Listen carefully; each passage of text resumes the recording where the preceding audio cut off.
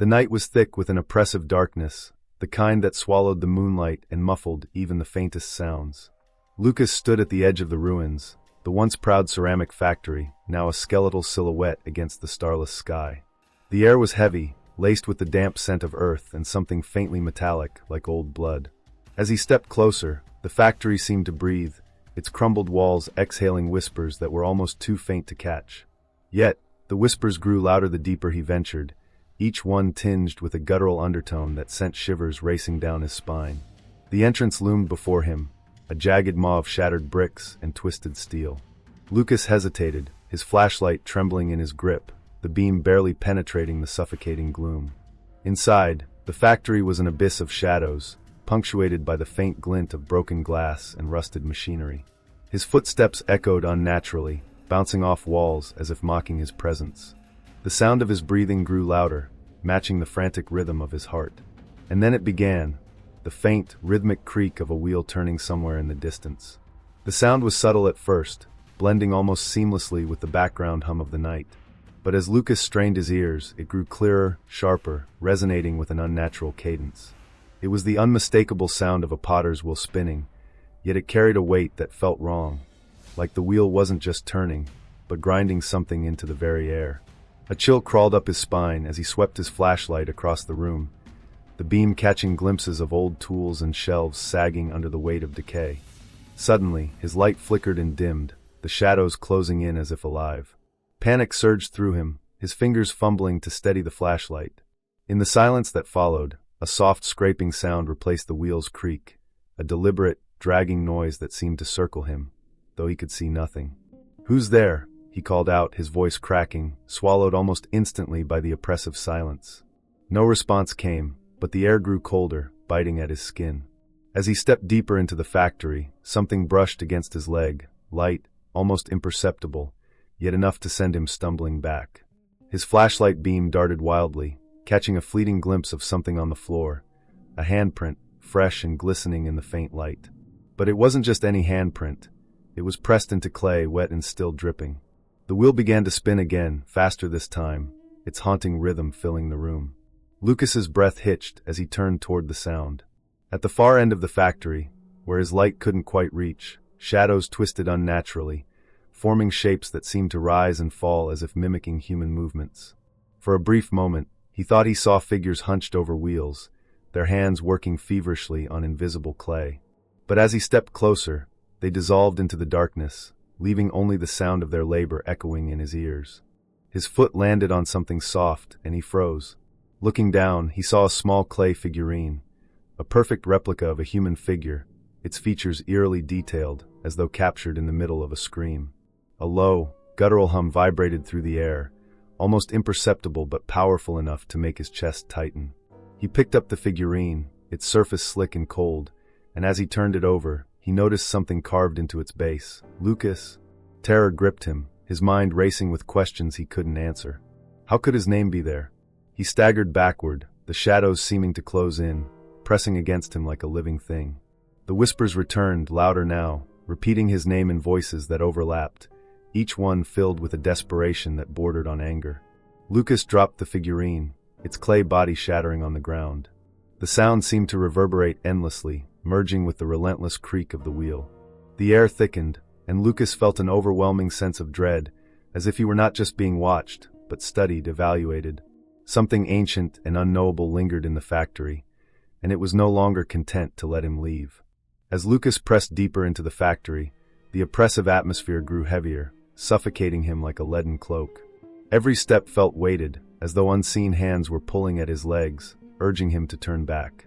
The whispers had faded, replaced by an eerie stillness that was somehow worse. He paused to catch his breath, his flashlight beam sweeping across the room. It landed on a shelf, half collapsed under the weight of decades of dust and neglect. Among the debris, something gleamed faintly, catching the light in a way that made his stomach churn with unease. Curiosity overcame his fear as he reached for the object. It was a small clay vase, the surface etched with intricate, swirling patterns that seemed almost alive. As his fingers brushed against it, a jolt of icy cold shot through his arm, and his vision blurred momentarily. When it cleared, the room around him was different. The ruins were gone, replaced by a pristine workshop filled with the rhythmic sounds of pottery wheels spinning and workers murmuring in low tones. The air smelled of fresh clay and burning wood, and the faint glow of lanterns cast long shadows across the room. Lucas blinked, disoriented, clutching the vase tightly. The scene before him wasn't just vivid, it felt real. His eyes darted to the workers, their faces obscured by shadows, yet their movements were precise, almost mechanical. Then, one of them turned toward him, and his blood ran cold. The figure's face was eerily smooth, like a clay sculpture that had never been finished. It tilted its head, as though observing him, and Lucas stumbled back, the vase slipping from his grasp and shattering on the ground. The vision vanished as quickly as it had appeared, leaving him once again in the decayed remnants of the factory. But something had changed. The room felt colder, darker, as though the shadows themselves had thickened. He glanced down at the shards of the vase, only to find them arranged in a perfect circle around a single fragment. Engraved on the shard were two words, "Remember me." A wave of nausea hit him as fragmented memories surfaced, memories he had long buried. He saw himself as a child, sitting on his grandfather's lap, while the old man molded clay with practiced hands. His grandfather had always been quiet, reserved, but Lucas remembered the stories he used to tell about the factory. "This place has a soul, Lucas," he had said once, his voice trembling slightly. "You give a piece of yourself to the clay, and it never forgets." Lucas shook his head, trying to dispel the memory, but the whispers returned, louder this time and distinctly familiar. They were his grandfather's voice, calling his name, pleading. "Lucas, come back, finish what I couldn't." The air grew heavy with the scent of clay, and he realized it wasn't coming from the broken vase. It was the walls, the floor, the very foundation of the factory. Everything seemed saturated with it, pulsing faintly as if alive.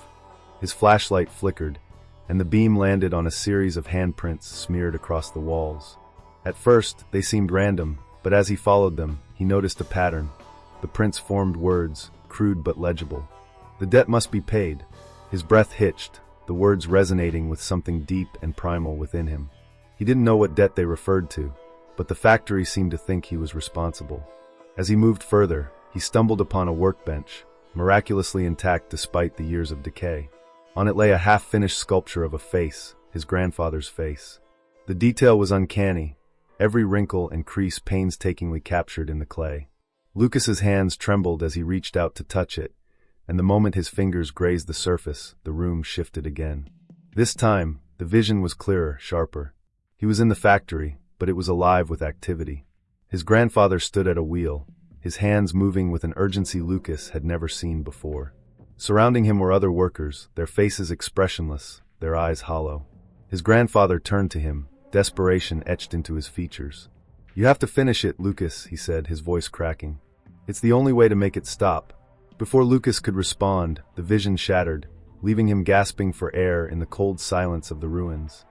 The unfinished sculpture was still in his hand, but now it was different. The eyes of the face had opened, and they stared back at him, unblinking. Lucas dropped it, his mind racing. What had his grandfather done? What was he supposed to finish? The factory held the answers, but every fiber of his being screamed that he shouldn't find them. Yet something deeper, a connection he couldn't ignore, urged him to press on, even as the shadows closed in around him. Lucas ventured deeper into the factory, his steps heavy with an inexplicable dread. The air seemed thicker now, clinging to his skin like an oppressive fog. The rhythmic creak of the pottery wheel echoed faintly behind him, but something more sinister had joined it, a low, guttural hum that pulsed in time with his racing heartbeat. It felt alive, as though the factory itself were watching, waiting for him to act. His flashlight flickered, and he froze, instinctively holding his breath. In the suffocating silence, a single word reverberated through the air, spoken in a voice that was his grandfather's but twisted into something unrecognizable. "Choose." The word hung in the air, sending a chill down his spine. Lucas turned slowly, his flashlight casting jagged shadows along the crumbling walls. Before him, illuminated by the flickering beam, was a sight that made his blood run cold. A long table, pristine and untouched by time, adorned with objects that seemed out of place in the decayed ruins. At the center was a bowl of wet clay, its surface unnaturally smooth, as if waiting for him to shape it. Surrounding it were fragments of pottery, each inscribed with a single name. His heart skipped a beat as he saw his grandfather's name etched into one of the shards. He stepped closer, compelled by an unseen force, and realized that the shards were more than mere pottery. They pulsed faintly, emitting a soft, rhythmic glow like dying embers. Each one seemed to resonate with an emotion: sorrow, anger, fear. Among them, a single shard caught his attention. It bore his own name, the letters carved deep into the clay, and as he picked it up, a searing pain shot through his hand. The factory groaned in response, the walls trembling as if in anticipation. "Lucas," the voice called again, softer this time, almost pleading. He turned toward the sound and was met with an apparition, a translucent figure of his grandfather standing by the wheel. His features were twisted with anguish, his eyes hollow pits of darkness. "You must finish what I started," the figure rasped. "But the price is yours to pay." The ground beneath Lucas trembled, and the table split in two, revealing a hidden compartment. Inside were two items: a small clay figurine, identical to the one he had found earlier, and a shard of mirror, its surface cracked but reflecting his terrified face with unsettling clarity. As he reached for the figurine, the voice returned, louder and more forceful. "Stop! That path binds you to me. Take the shard, Lucas. Break the cycle." The factory seemed to react to his hesitation. The shadows writhed violently, growing arms and faces that reached for him, their whispers turning into guttural screams. The pottery wheel spun faster, its creak now deafening, and the air grew colder, biting at his skin. Lucas's mind raced as he stared at the two objects, each representing a choice he couldn't fully understand. If he chose the figurine, he felt an almost magnetic pull, a promise of answers, perhaps even closure. But it was laced with a sickening sense of permanence, as if it would tether him to the factory forever. The shard of the mirror, on the other hand, pulsed with an energy that felt both chaotic and desperate. It was as if breaking the shard would shatter more than just the glass. It might unravel the fragile threads holding the factory's malevolent power in place. But at what cost? The shadows pressed closer, their forms grotesque and shifting, their voices a cacophony of rage and sorrow. "Choose," they demanded, their faces contorted with malice. The ground beneath him cracked, and the table began to sink into the darkness. Time was running out. Lucas clenched his fists, his mind screaming with the weight of the decision. The figurine seemed to whisper promises of power and understanding, while the shard vibrated in his hand, urging him to end the torment. With a cry of desperation, Lucas made his choice. His hands trembled as he grabbed the object, the factory erupting in a storm of sound and movement. The shadows lunged for him, their icy grips nearly pulling him into the abyss. The ground buckled, and the pottery wheel shattered into splinters. As the object in his hand pulsed violently, the entire factory seemed to scream, its walls warping and cracking under the strain of forces beyond comprehension. And then silence. The air grew still, the factory frozen in a moment of eerie calm. Lucas collapsed to his knees, clutching his choice tightly. Whatever he had unleashed, or contained, was far from over. The factory had demanded a sacrifice, and Lucas knew deep down that he had given it far more than he intended. The silence didn't last. It began as a faint rustle, like dry leaves scraping across stone, but it grew louder, turning into a sinister murmur that seemed to emanate from every corner of the factory. Lucas froze, his breath catching in his throat. The shadows around him quivered, their edges jagged and unnatural, like ink spilled into water. The murmurs transformed into whispers, indistinct at first, but soon forming words that made the hair on the back of his neck stand on end. "Lucas, you shouldn't have come." The voice was fragmented, a mix of despair and malice, as though a dozen tortured souls were speaking in unison. It wasn't just the sound, it was the weight of it, pressing against his chest, making it harder to breathe. His flashlight flickered and then died, plunging him into an abyss of darkness. But the whispers didn't stop. They grew louder, circling him, mocking him with words he didn't understand, yet somehow knew were meant for him. Desperate, he fumbled for his phone, its weak glow barely piercing the oppressive black. The beam illuminated the walls, revealing a horrifying sight. Clay figures, small and crude, lined the shelves and floor. Their faces were twisted into expressions of terror, mouths frozen mid-scream. They hadn't been there before. Lucas took a step back, his pulse hammering in his ears, but the figures seemed to multiply with every movement, their vacant eyes tracking him. The whispers deepened into guttural tones, reverberating through the floor. He turned to flee but stumbled, his foot catching on something solid. When he looked down, his heart lurched. Another clay figure, but this one was different. It was a perfect replica of himself, down to the details of his clothes and the look of panic etched across his face. Its tiny arms were raised, as if shielding itself from an unseen horror. Lucas bent to pick it up, and the moment his fingers touched the clay, the whispers stopped. The silence was deafening, but it was broken by a single sound, a low, wet, dragging noise. He spun around, the glow of his phone trembling in his hand. The shadows ahead coalesced, forming a figure that shouldn't exist. It was humanoid but grotesquely wrong. Its body seemed sculpted from clay, glistening with moisture, with long, spindly arms that dragged along the ground. Its face was featureless, save for a jagged crack where its mouth should be, oozing black tar that dripped onto the floor with a sickening hiss. The figure moved slowly, deliberately, its head tilting as if studying him. Lucas stumbled backward, his breath shallow and erratic. The clay creature raised one hand and pointed to the tiny figure in his grasp. The whispers returned, now a deafening roar, and Lucas understood the unspoken command. Complete it. Shaking, he glanced around for a way out, but the factory had shifted. The entrance he had come through was gone, replaced by a solid wall. The clay figures on the shelves were now moving, their tiny limbs twitching and their heads turning to face him. The shadows on the walls rippled like water, and from their depths, more figures began to emerge. The factory was alive, and it wanted something from him. Lucas clutched the clay figure tightly, his mind racing. Complete it? How? The whispers grew angrier, more urgent, as the creature took another step forward. The ground beneath him seemed to soften, and he realized with a start that the factory floor was no longer stone. It was clay, wet and malleable, pulling at his feet. The walls dripped with the same black tar, and the air was thick with the scent of earth and decay.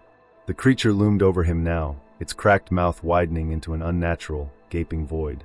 Lucas fell to his knees, clutching the clay figure as though it were the only thing tethering him to reality. His hands moved on their own, shaping the wet clay with a desperation he couldn't explain. The whispers softened as he worked, but the air around him grew colder, the shadows pressing closer. As he molded the clay, he felt something deep within him being pulled away, memories, emotions, fragments of his soul. He saw flashes of his past, his grandfather's smile, the warmth of his childhood home, the laughter of a life he'd forgotten. With every piece of himself he gave, the figure in his hands grew more detailed, more lifelike. It wasn't just clay anymore, it was him, and it was alive. When he finished, the whispers stopped completely.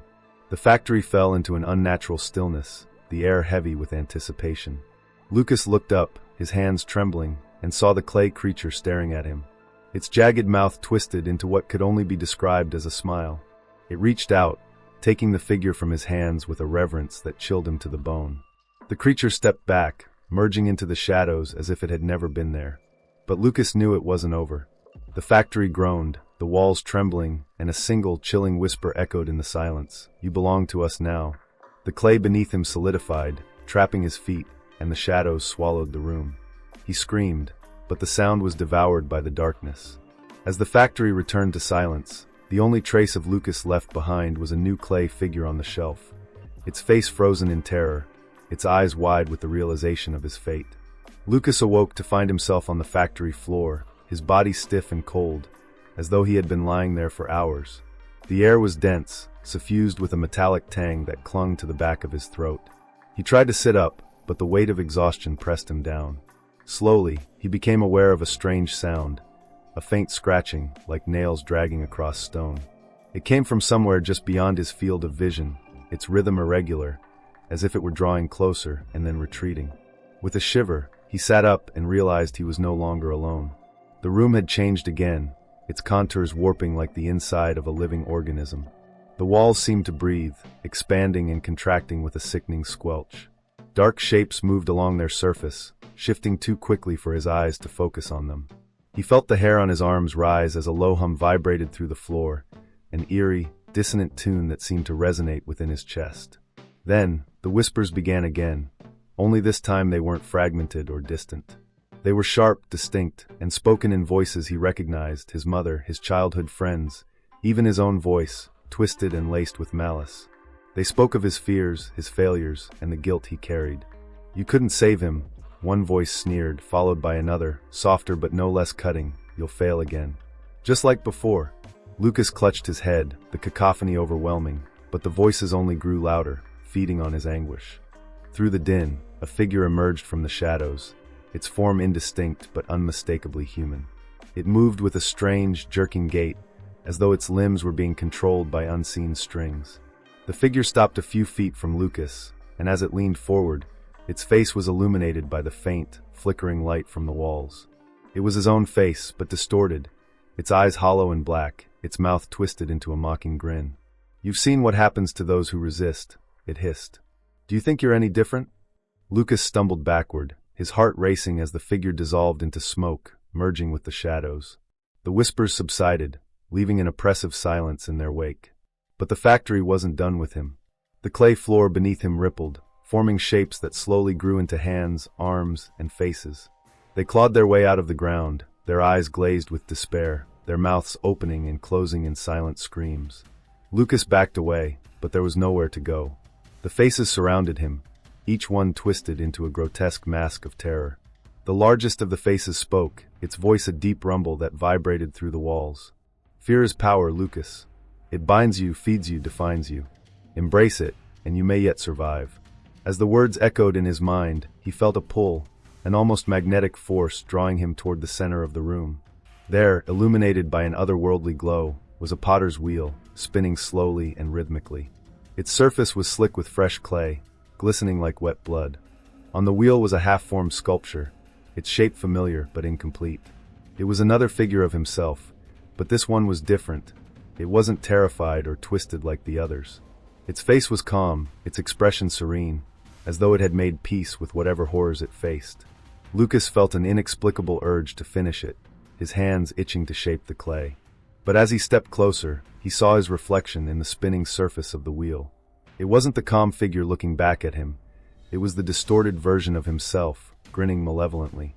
The whispers returned, louder and more insistent. "Finish it, Lucas," they demanded. "Give yourself to it. Free yourself." His hands trembled as he reached out, his mind torn between terror and the strange allure of the wheel. He could feel the weight of the factory pressing down on him, its malevolent will seeping into his thoughts.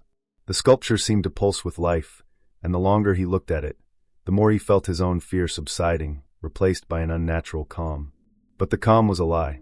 Deep down, he knew that finishing the sculpture wouldn't save him. It would bind him to the factory forever, just as it had done to the others. Yet, the temptation was overwhelming. If he gave in, the whispers would stop. The shadows would recede. The fear would be gone. All he had to do was let go of his resistance and mold the clay. Lucas hesitated, the weight of his decision crushing him. The faces surrounding him grew more frantic, their silent screams turning into agonized wails. The largest face leaned closer, its breath cold and fetid against his skin. "You can't escape," it rumbled. "You are already ours." Tears streamed down Lucas's face as he clenched his fists, fighting against the pull of the wheel. The air grew heavier, the room spinning around him as his fear threatened to consume him. He realized that the factory wasn't feeding on his fear. It was amplifying it, twisting it into something it could use against him. And in that moment, he understood. The only way to fight back was to embrace the very thing it sought to control. Summoning every ounce of courage, Lucas stepped away from the wheel.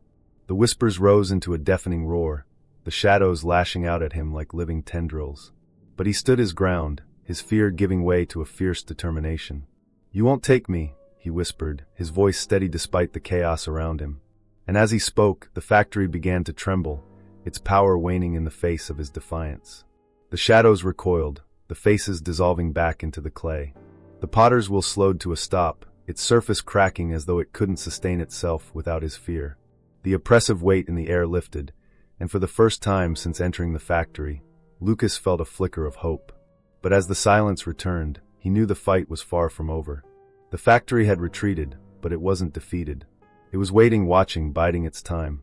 And Lucas, though battered and scarred, was ready to face whatever came next.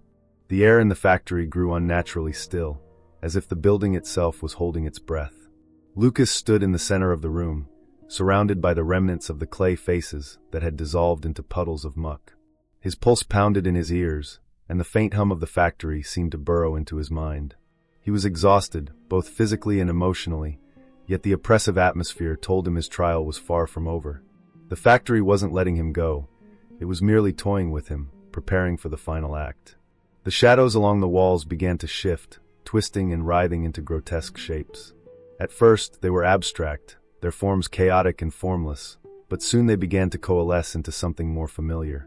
Figures emerged from the darkness, workers in aprons and gloves, their faces blank, their movements mechanical. They moved with a synchronized rhythm, as if performing a task they'd done countless times. Lucas recognized the motions. They were shaping clay, spinning wheels, creating something unseen. As he watched, the figures froze in unison, their heads snapping toward him. Though they had no eyes, he felt their gaze pierce through him, heavy with accusation. "Lucas," they whispered in unison, their voices a chorus of despair. It was never finished. Confused, Lucas took a step back, his foot landing on something solid. He looked down to find another clay figure, this one larger, more detailed than the others. It was his grandfather, frozen mid-motion, his hands outstretched as if caught in the act of shaping clay. The sight sent a shiver down Lucas's spine. He could feel the weight of his grandfather's gaze, the silent plea etched into every line of the sculpture's face. The room trembled, and the shadows retreated to reveal a massive kiln at the far end of the factory. Its door stood ajar, a faint orange glow spilling out and casting flickering light across the room. The heat was palpable, oppressive, yet the glow seemed to beckon him. Inside the kiln, he could make out the faint outline of a shape, a towering figure made entirely of clay, its surface cracked and molten, as if it had been fired for eternity. The whispers grew louder, their tone shifting from despair to command. "Finish it," they demanded. Complete what he could not. Lucas felt an invisible force pushing him toward the kiln, his feet dragging across the clay-covered floor. He resisted, his mind racing with fear and confusion. What was he meant to finish? What had his grandfather left behind? And why did it feel like the kiln was alive, waiting for him? As he neared the kiln, the figure inside began to move. Its head turned toward him, the clay cracking and flaking away to reveal hollow pits where eyes should have been. Its mouth opened, emitting a low, guttural moan that vibrated through the factory. Lucas stumbled, his legs buckling under the weight of the sound. The figure stepped forward, its molten surface shifting and reforming with every movement. It reached out a hand, long and jagged, and pointed directly at Lucas. The whispers rose into a deafening cacophony. "He gave his soul," they hissed. "And now it's your turn." Lucas shook his head, his heart hammering in his chest. The kiln roared to life, its flames licking at the edges of the room. The heat intensified, searing his skin and filling his lungs with the acrid stench of burning clay. The molten figure loomed closer, its presence overwhelming. Lucas felt his resolve faltering, his fear threatening to consume him. But then he remembered the clay figure of his grandfather, its hands outstretched, its face etched with desperation. He reached into his pocket, pulling out the fragment of the vase he had found earlier. The intricate patterns on its surface seemed to shimmer in the light of the kiln, pulsating with an energy that felt ancient and powerful. The whispers faltered, their tone shifting to one of panic. "No," they cried. "You don't understand." Lucas didn't hesitate. He hurled the fragment into the kiln, the shard shattering as it hit the molten figure. The effect was instantaneous. The figure screamed, its voice a piercing wail that shook the very foundation of the factory. Cracks spread across its surface, and the shadows recoiled, writhing and dissipating into the walls. The kiln erupted in a blinding flash of light, and Lucas was thrown backward, landing hard on the floor. When the light faded, the room was silent. The kiln stood dark and cold, its door hanging open to reveal nothing but ashes. The clay figures were gone, and the oppressive weight in the air had lifted. But Lucas knew it wasn't over.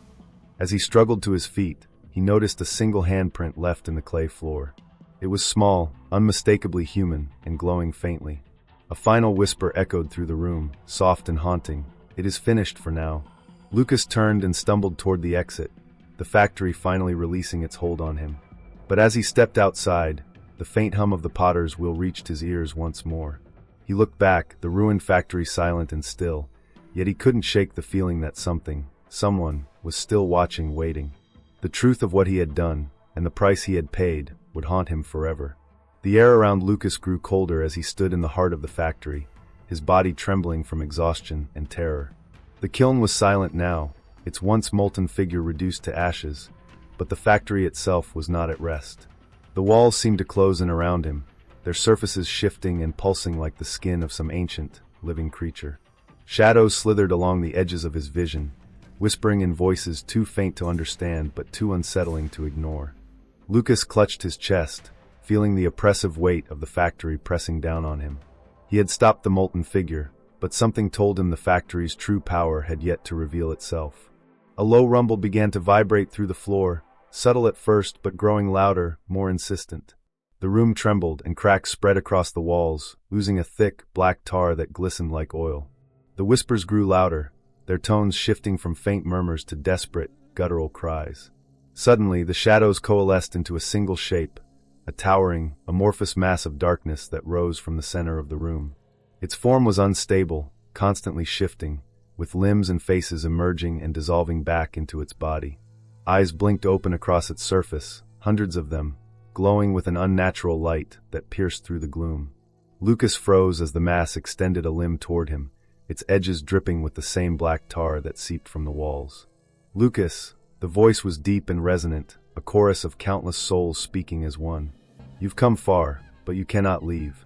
You carry the weight of unfinished work. You are bound to us." The figure loomed closer, its many eyes narrowing as they focused on him. Lucas stumbled backward, his breath shallow, his heart racing. He wanted to run, but his legs felt as though they were encased in stone. The whispers in his mind grew deafening, filling him with a torrent of memories, his grandfather's voice, the stories of the factory's curse, the faces of the clay figures that had surrounded him. Every thought seemed to converge into a single, horrifying realization. The factory wasn't just a building. It was alive, and it had been feeding on the souls of those who entered for generations. The shadowy mass spoke again, its voice dripping with malice. "He gave himself willingly, but you resist. Why? Do you think you can escape your fate? Do you think you are stronger than the ones who came before you?" Lucas clenched his fists, anger flaring within him despite his fear. "I'm not like them," he shouted, his voice echoing through the cavernous room. "I won't let you take me." The factory roared in response, the sound shaking the very ground beneath him. The shadow lunged forward, its form shifting into a monstrous shape, a massive, clawed hand that swiped at him with terrifying speed. Lucas dove to the side, barely avoiding its grasp. He scrambled to his feet, his mind racing as he searched for something, anything, that could help him fight back. His eyes fell on the kiln, now dark and lifeless, but still radiating a faint heat. An idea began to form in his mind, desperate and reckless, but his only chance. If the factory had a heart, it was the kiln. If he could destroy it, perhaps he could sever the factory's power. The shadow lunged again, its claws tearing through the floor as Lucas darted toward the kiln. The black tar pooled around him, sticky and cold, trying to drag him down. He fought against it, his body straining as he reached the kiln's door. Inside, the ashes of the molten figure glowed faintly, as if still alive. "Stop!" the shadow bellowed, its voice shaking the walls. "You cannot destroy what you do not understand." Lucas ignored the warning, his hands trembling as he grabbed a broken shard of pottery from the floor. He plunged it into the ashes, stirring them into a swirling mass of light and darkness. The kiln roared to life, flames erupting with a blinding intensity. The shadow recoiled, its form fracturing and writhing in pain. The factory screamed, a sound so loud and piercing it felt as though Lucas's skull would split. The walls began to crumble, pieces of the ceiling falling around him, as the entire building shook violently. The shadow lunged one last time, its massive form wrapping around the kiln, trying to smother the flames. But it was too late. The light from the kiln grew brighter, consuming the shadow piece by piece until it dissolved into nothingness. Lucas collapsed to the ground, his body racked with exhaustion. The factory fell silent, the oppressive weight in the air lifting as the flames in the kiln died out. He looked around, expecting the walls to close in or the shadows to return, but the room remained still. The factory was finally dead, or so he thought. As Lucas stood and made his way toward the exit, a faint whisper reached his ears. It was his grandfather's voice, soft and distant. "It is never truly over, Lucas. The clay remembers, and so will you." He stepped out into the night, the cold air biting at his skin. The factory loomed behind him, its once menacing presence now reduced to a crumbling ruin. But as he walked away, he couldn't shake the feeling that something was watching him, lurking just beyond the veil of darkness. The whispers were gone, but their echo lingered in his mind, a haunting reminder that the factory's power might never truly be extinguished. Lucas knew he had survived the night, but he also knew the factory would remain, a scar on the land and a curse in his soul, waiting for the next unwitting soul to stumble into its grasp. Lucas staggered away from the ruins of the factory, his legs trembling beneath him as if they could no longer bear the weight of his fear and exhaustion. The night air was bitterly cold, but it was a welcome relief from the suffocating heat of the kiln and the oppressive malevolence of the factory. Behind him, the skeletal remains of the building stood eerily silent, the shadows no longer writhing, the whispers no longer calling his name. Yet Lucas could feel it, a faint pulse in the air, like a dying heartbeat, reminding him that something still lingered. He paused at the edge of the property, turning back to face the factory one last time. The moonlight cast an unsettling glow over the ruins, illuminating cracks in the walls that seemed to form grotesque, gaping faces. The sight sent a shiver down his spine, and for a fleeting moment, he thought he saw movement, a flicker of shadow darting across one of the broken windows. He blinked, and it was gone, but the unease it left behind gnawed at him like a persistent whisper in the back of his mind. The shard of pottery in his pocket grew warm, almost as if responding to his thoughts. He pulled it out, its surface faintly glowing with intricate patterns that seemed to shift under his gaze. The designs were familiar now. They matched the ones etched into the walls of the factory and the clay figures he had encountered. But as he stared closer, he noticed something new, an image emerging from the patterns, forming a crude map of the factory's layout. At the center was a small mark, glowing brighter than the rest. Lucas's breath hitched. Whatever the factory was, it wasn't finished with him. A sudden gust of wind howled through the trees, carrying with it a faint echo of the whispers he had thought silenced. Lucas, the voice was distant but unmistakable, and it sent a cold dread washing over him. He turned sharply, scanning the shadows around him, but there was no one there.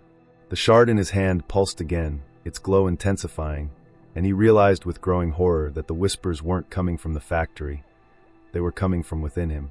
As he staggered further from the ruins, Lucas's surroundings began to feel unreal. The trees bent unnaturally, their branches clawing at the sky like desperate hands. The dirt road beneath his feet seemed to stretch endlessly, the landscape around him warping and twisting as if the factory's influence extended far beyond its crumbling walls. His own shadow seemed to move independently, lengthening and contorting into shapes that defied logic. Lucas stopped, clutching the shard tightly as a memory surfaced, unbidden and vivid.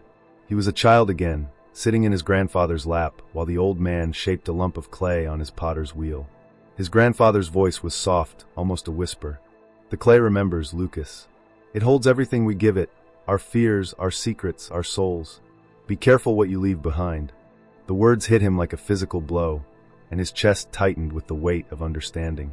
The factory hadn't taken his grandfather, it had consumed him, using his fears and regrets to bind him to its walls. And now, it was doing the same to Lucas. Every step he took away from the factory only deepened the bond. The shard was a piece of him now, a tether he couldn't sever.